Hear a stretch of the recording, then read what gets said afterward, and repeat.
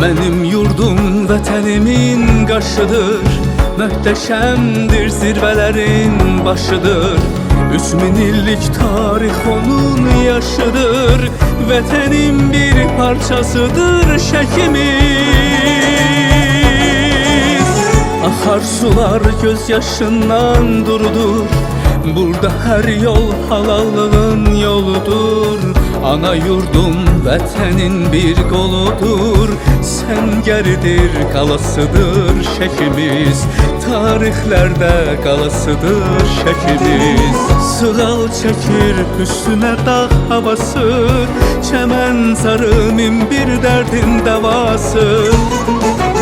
Heyran edir gələnləri səfası, bir saadət bağçasıdır şəkimiz. Burada çoxdur Allah'ını sevənlər, hər addımda qədir qiymət bilənlər. Könül verib sevilənlər, sevənlər, sonaların sonasıdır şəkimiz. Bir saadət bağçasıdır şəkimiz. Hər addımda xaqanların izi var, bəxtiyarın silinməyən sözü var. Ocağının bərəkəti közü var, mədəniyyət qalasıdır şəkimiz. Qartalların yuvasıdır şəkimiz.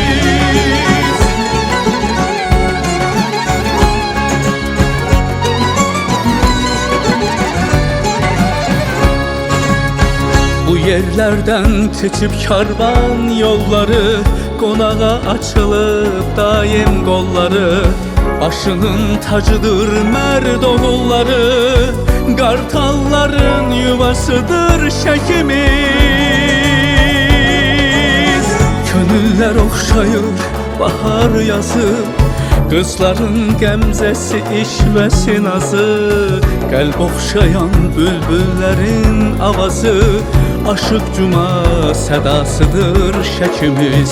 Tarixin bir parçasıdır şəkimiz. Yaradan əl çəkib onun başına, nur çiləyib torpağına, daşına. Bərəkət bəxş edib hər qarışına, hər müşkülün çarəsidir şəkimiz.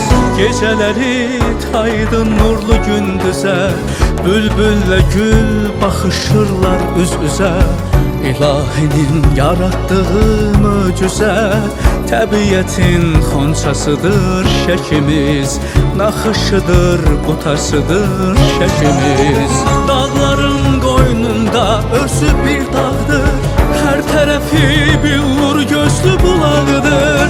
Vətənimə nur çiləyən çıraqdır, dağı düzü talasıdır şəkimiz. Vətənimə nur çiləyən çıraqdır, dağı düzü talasıdır şəkimiz. Qartalların yuvasıdır şəkimiz, mədəniyyət qalasıdır